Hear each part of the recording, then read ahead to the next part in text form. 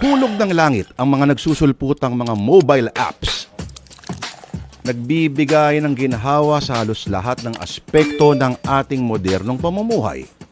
Mula sa komunikasyon, edukasyon, hanggang sa pamimili, hanggang sa kalusugan, siyempre at libangan.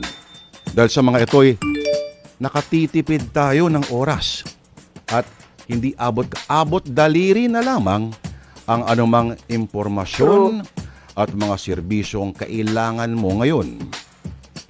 Sa mga negosyante naman, mas malawak na merkado ang kanilang naaabot at mas pinapaigting ang naging ugnayan sa mga customer. At habang tumatagal, ay mas lalong tumitindi ang ating pagsalalay sa kanila. Pero ang ginhawang ito ay may kapalit. Kasi sa mga apps na ito ay sinusuko natin ang napakaraming masiselan na personal na impormasyon.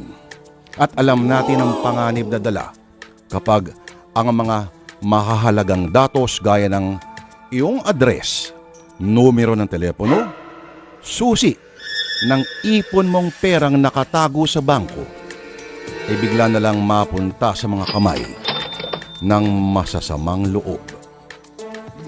Pero sa ating kwento ngayong Biyernes ng Misteryo, mga kapatid, isang dalaga ang biglang mabubulabog ang buhay dahil sa isang app na hindi lang pagkain mula sa restaurant ang hatid sa kanya.